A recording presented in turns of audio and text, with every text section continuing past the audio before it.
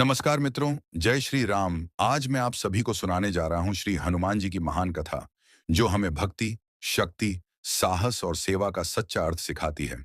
हनुमान जी केवल एक देवता नहीं, बल्कि वे हमें यह सिखाते हैं कि जीवन में कर्तव्य और समर्पण कैसे निभाया जाए। हनुमान जी का जन्म माता अंजनी और पिता केसरी के यहाँ हुआ। पवन देव के आशीर्वाद से जन्म होने के कारण उन्हें पवन पुत्र हनुमान कहा जाता है। बाल्यकाल में हनुमान जी अत्यंत बलशाली और चंचल थे। एक दिन उन्होंने उगते हुए सूर्य को फल समझकर निगल लिया।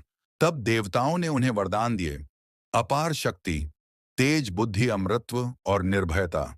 हनुमान जी के जीवन का सबसे पवित्र क्षण था भगवान श्री राम से उनका मिलन। हनुमान जी ने कहा, प्रभु, आप ही मेरे हृदय में बसते हैं। उस दिन से हनुमान जी राम के अनन्य भक्त बन गए। उनका जीवन केवल श्री राम की सेवा और भक्ति में समर्पित हो गया। माता सीता की खोज के लिए हनुमान जी ने समुद्र को लांघा। लंका पहुंचकर उन्होंने अशोक वाटिका में माता सीता को श्री राम का संदेश दिया। रावण के दरबार में निर्भीक होकर उन्होंने राम नाम का जय घोष। यह घटना बताती है कि सच्ची सेवा में असंभव कुछ भी नहीं। हनुमान जी हमें सिखाते हैं, अहंकार छोड़कर कर्म करो, भक्ति में अपार शक्ति है, सेवा सबसे बड़ा धर्म है, आत्मविश्वास से हर संकट दूर होता है। जहां राम है वहां हनुमान है, और जहां हनुमान है वहां कोई संकट नहीं रहता। जय श्री राम, जय बजरंग बली। आज का यह पावन अवसर हमें याद दिलाता है उस महापुरुष की, जिसमें शक्ति भी थी, विनम्रता भी थी।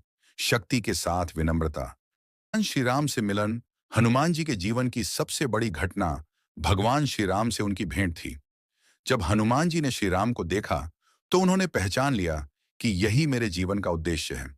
हनुमान जी ने कहा, प्रभु, जब तक मेरे शरीर में प्राण है, मैं आपकी सेवा करता रहूंगा। यह भक्ति केवल शब्दों में नहीं थी, यह भक्ति कर्म में थी।